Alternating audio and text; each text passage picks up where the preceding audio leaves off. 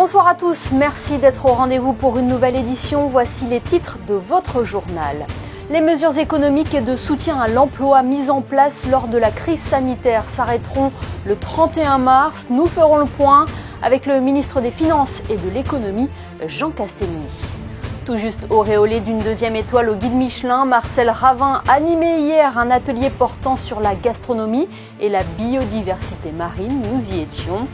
On les appelle les Sea Angels. Ils prennent soin de la mer en ramassant les déchets sur les plages et dans la Méditerranée. Nous les avons suivis lors d'une opération au Larvoto. Et puis nous vous emmènerons à Dubaï en fin de JT. Quelques jours avant la clôture de l'exposition universelle, l'organisation Peace and Sport a dévoilé ses actions au Moyen-Orient. Je vous le disais en titre, le gouvernement princier a annoncé aujourd'hui la fin de certaines mesures économiques mises en place lors de la crise sanitaire pour soutenir les entreprises monégasques. Bonsoir Jean Castellini. Bonsoir. Le chômage total temporaire renforcé ainsi que l'exonération partielle des charges patronales qui avaient été temporairement réactivées à la mi-janvier s'arrêteront le 31 mars 2022. Qu'en est-il de la CARE, monsieur le ministre ? La CARE poursuit son activité jusqu'au 31 mars également. Toutefois, la situation actuelle nous amène bien évidemment à être très vigilants quant à l'impact de la crise ukrainienne sur les acteurs économiques monégasques. On va y revenir dans quelques instants justement sur l'impact que la guerre en Ukraine peut avoir sur les entreprises monégasques, mais le gouvernement reste tout de même très attentif aux indicateurs de l'économie. Bien sûr, nous avons, il y a quelques jours à peine, présenté un bilan positif de l'année écoulée, l'année 2021.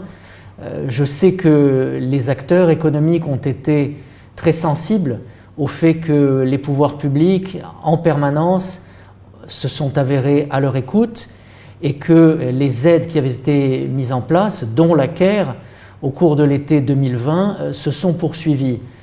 Toutefois, vous l'avez vous-même souligné, nous devons aujourd'hui réfléchir, concerter, écouter.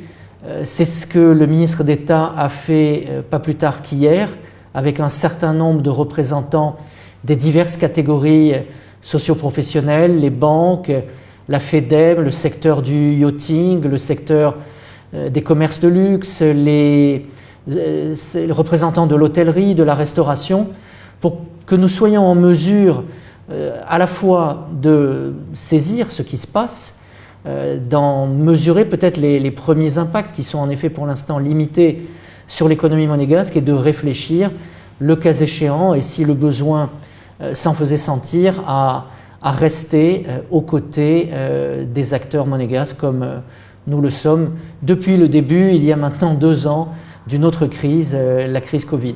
Notamment auprès des commerces locaux avec le dispositif Carlo, lui est reconduit jusqu'au mois de juin.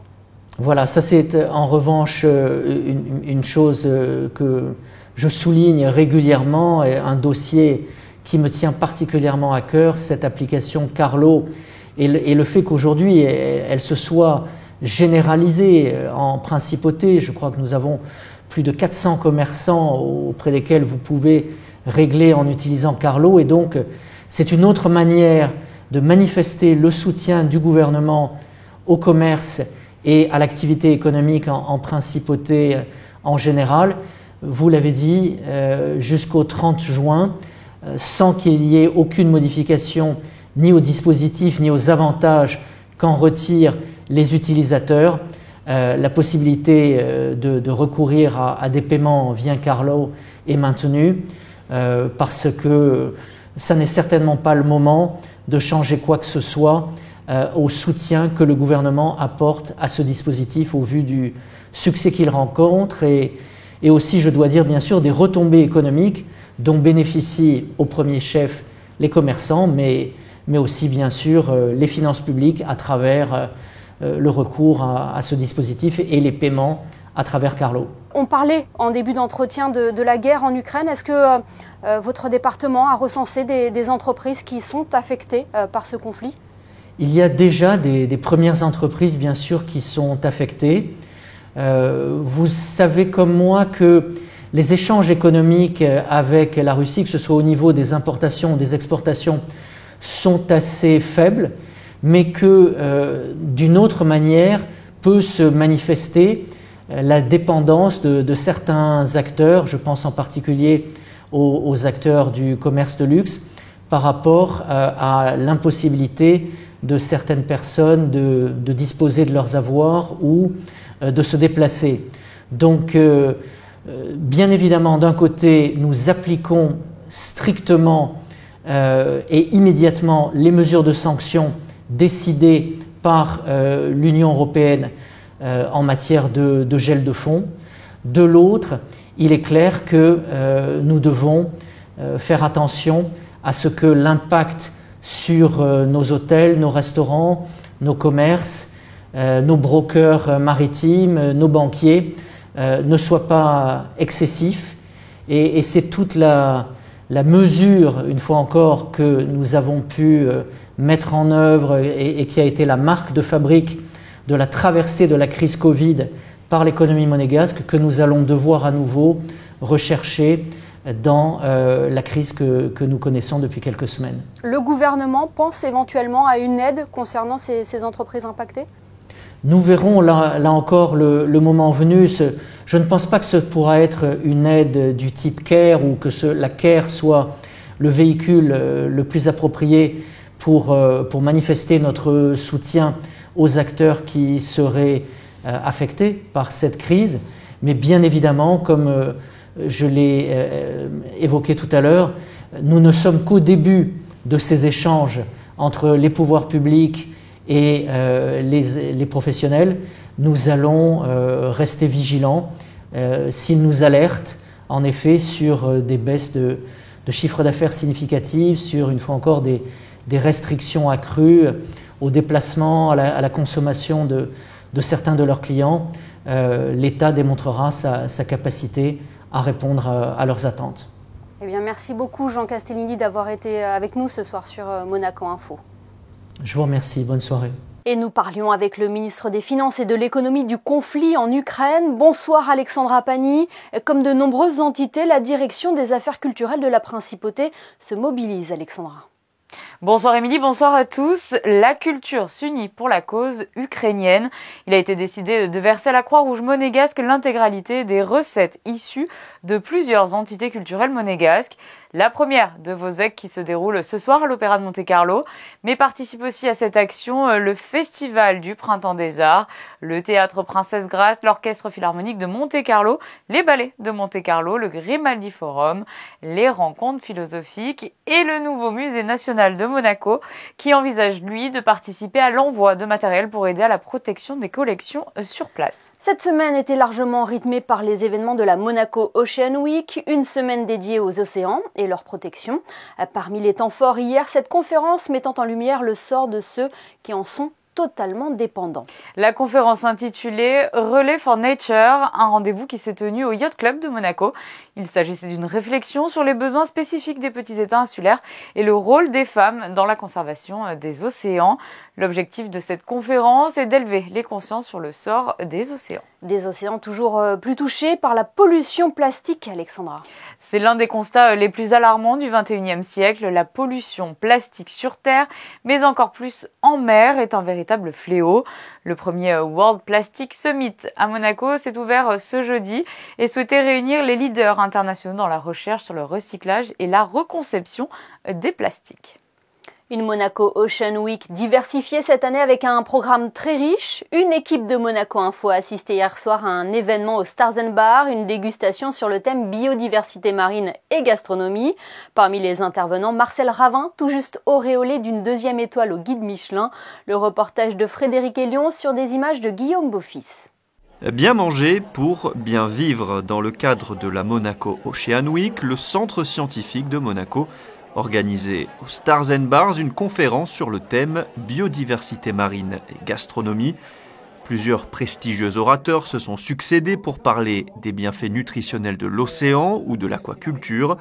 Parmi eux, le chef Marcel Ravin qui vient tout juste de décrocher sa 2e étoile au guide Michelin. On a eu la première il y a 7 ans de ça. Je ne m'y attendais pas du tout, mais en tout cas, je sais que nous avions fait un travail depuis bien longtemps où on était dans une progression constante. Avoir encore une table gastronomique récompensée par le Michelin par 2 étoiles, ça veut dire qu'on fait partie de l'élite du monde de la gastronomie internationale. Et donc, alors oui, c'est un sentiment de fierté et donner aussi à Monaco ce que Monaco me donne, cette joie d'être là, de travailler, de m'exprimer, d'amener un peu de ma culture aussi ici. Alors c'est formidable. Marcel Ravin est venu parler gastronomie et océan autour de quelques dégustations de plats confectionnés dans les cuisines du Stars & Bars. On a toujours au Blue Bay travaillé aussi dans cette dynamique-là, gastronomie, biodiversité marine. Alors, ce soir, on a fait un atelier. Nous sommes sur de la peau de loup, là, peau de loup, peau de dorade, tout ça. Après, on va amener quand même sur ça une pointe d'élégance. Grâce aux perles de Monaco, le chef étoilé a également préparé des bonbons d'huîtres avec un gel de citron et de la ciboulette. Elles aussi, on peut les retrouver dans nos assiettes. Les algues possèdent de nombreux bienfaits, pas seulement pour notre bien-être, mais aussi pour l'environnement. C'était tout l'objet de l'événement Seaweed Day, organisé au musée océanographique, auquel a assisté Anaïs Rioux et Guillaume Beaufils. Elle a pourtant mauvaise réputation dans les stations balnéaires car parfois elle envahit les plages et importune les baigneurs. Pourtant l'algue est sûrement l'avenir de notre bien-être et celui de la planète. Lors de ce Seaweed Day, l'algue s'est pavanée en star écologique, notamment lors d'une présentation des résultats d'études menées par Alexandra Cousteau, petite fille du commandant Cousteau.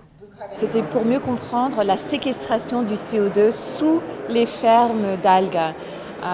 Parce que c'est quelque chose qui peut contribuer énormément à mitiguer l'impact du changement climatique dans les océans et aussi produire des crédits de carbone qui peuvent être vendus dans le marché. En plus de ses bienfaits écologiques sur le carbone, l'algue présente de nombreux potentiels pour la santé humaine et animale. Donc les algues sont très riches en minéraux, en oligo-éléments, en vitamines. Donc pour la santé humaine, ça peut être un aliment très sain, et ça peut aussi servir pour les animaux, pour leur donner une nourriture plus saine. Mais en plus de ça, on peut faire plein de choses avec les algues. On peut faire des packaging qui sont biodégradables, donc pour tout le problème de la pollution plastique, on a même des exemples de packaging qui sont mangeables, faits à partir d'algues. Et puis il y a aussi des propriétés encore méconnues mais qui commencent à explorer autour de la pharmacie. La pharmaceutique, où on se rend compte que certaines algues ont des pouvoirs antioxydants, anti-irritants, anti-cancer. Donc là, il y a aussi tout un pan de la recherche qui va pouvoir nous donner plein de nouvelles pistes pour le futur. Vincent Doumézel, auteur du livre La Révolution des algues, nous a fait une démonstration des différentes utilisations de l'algue comestible et son utilité pour la planète. On a une algue qui va remplacer le packaging. Donc vous voyez ici, par exemple, c'est une bulle d'eau, c'est une société anglaise qui fait ça. Notre plat qui va remplacer le packaging par de l'algue. Donc là, vous avez une bulle d'huile, par contre, c'est de l'huile d'olive. Donc vous allez être en montagne, vous ne savez pas quoi faire de votre packaging, vous ouvrez la bulle d'huile, de cette manière, vous allez verser votre huile dans votre salade, et comme vous ne savez pas quoi faire de votre packaging après, qu'est-ce que vous en faites ? Eh bien, vous le mangez. Et c'est excellent. Elle n'a pas besoin d'engrais, elle n'a pas besoin d'eau douce, elle pousse seule dans l'eau de mer grâce aux nutriments naturellement présents et en plus elle capture le carbone. L'algue est donc considérée comme notre allié futur pour notre santé, mais aussi celle de la planète. Et pour bien se développer, les algues doivent évoluer dans des fonds marins sains. Les dernières collectes de déchets organisées sur le littoral montrent que la situation est loin de s'améliorer si chacun ne prend pas ses responsabilités. Hier, l'association monégasque Let's Free the Sea s'est réunie au Larvoto pour un ramassage en mer en kayak. Plus de détails dans ce reportage d'Anaïs Rioux. Préserver l'environnement de manière ludique et sportive, c'est possible grâce à l'association monégasque Let's Free the Sea. À l'occasion de la Monaco Ocean Week, les Sea Angels, comme ils se prénomment, ont organisé une balade en kayak dans le but de sensibiliser les participants au ramassage de déchets dans la mer. Une première pour certains et pour d'autres, l'opportunité de poursuivre leurs efforts tout en restant actifs. Je suis très impliquée parce que je suis membre de l'association, l'AMNP, l'association monégasque de protection de la nature déjà. Donc le milieu marin, c'est quelque chose qui me tient beaucoup à cœur. La Méditerranée, elle est malheureusement, pas oubliée, la mer la plus polluée au monde. Un petit geste, c'est pas grand-chose, mais c'est quand même, si tout le monde fait un petit geste, on arrivera peut-être à changer les choses.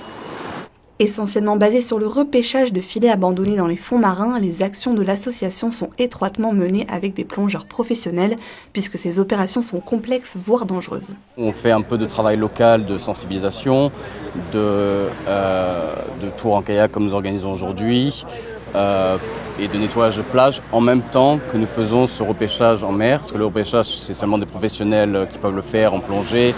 On travaille avec la capitainerie locale. Donc généralement ce qu'on aime bien faire, c'est quand on fait la journée de repêchage, on organise un petit événement autour, comme ça les gens peuvent voir ce qui se passe au niveau des fonds marins tout en étant actifs eux-mêmes. Depuis janvier 2021, 3,5 tonnes de filets marins ont été repêchés par les bénévoles, mais malgré l'urgence de la situation, la démarche des Sea Angels se veut avant tout éducative.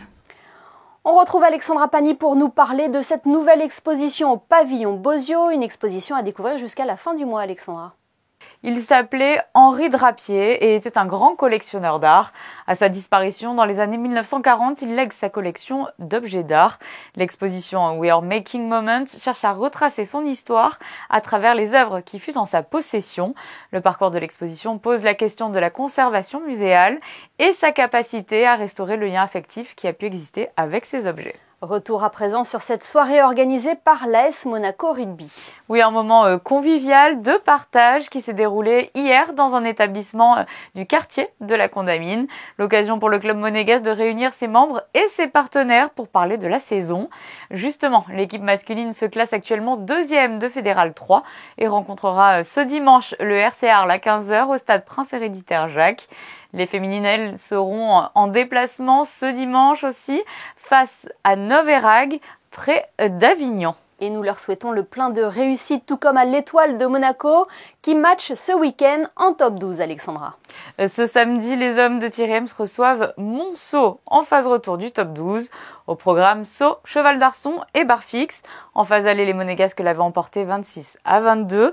Vous pouvez aller les supporter ce samedi à partir de 15h30 au gymnase de l'espace Saint-Antoine. Oui, et d'ailleurs, cette compétition sera aussi placée sous le signe de la solidarité.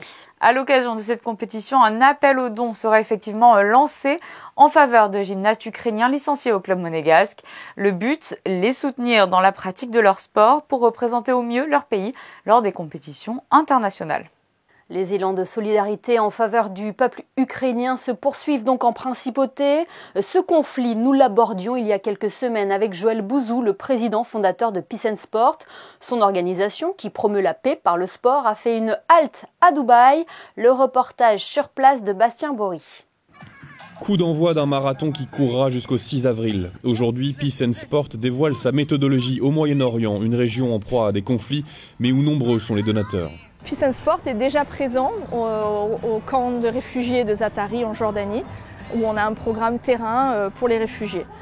Donc c'est important de travailler avec les pays du Moyen-Orient, à la fois pour nous aider pour aller sur nos programmes terrain à l'international, et à la fois aussi pour essayer d'intégrer notre méthodologie dans leur système éducatif. Développée sous le haut patronage du prince Albert II, la méthodologie propose 300 exercices aux enfants du monde entier, suivis d'une évaluation destinée à examiner l'impact à long terme sur les jeunes. On essaye vraiment d'avoir des résultats concrets, pas juste on tape dans un ballon et ça amène la paix. Non, c'est un peu plus complexe que ça. Jordanie, Congo, Colombie, Timor oriental, l'organisation est présente sur tous les continents et compte notamment sur Pierre Frolla, champion du monde d'apnée, pour faire la promotion du sport. Ça véhicule des valeurs qui sont civiques, humaines et qui vont permettre aux enfants de grandir et de devenir des adultes responsables, des adultes respectueux, des adultes drivés, guidés par des valeurs que sont le courage, l'abnégation, le partage, la fraternité, l'engagement, l'humilité. Peace and Sport insiste certes sur le football et le rugby, mais parfois Pierre Frolla range ses crampons pour enseigner aux enfants les valeurs de l'apnée et du monde sous-marin. Il y a celui qui tenait le chrono, celui qui faisait la sécurité au fond, celui qui faisait la sécurité à mi-profondeur, les pilotes de bateau, le médecin, le kiné, ainsi de suite. Moi, mon boulot, c'était d'aller au fond, de prendre la plaquette et de remonter.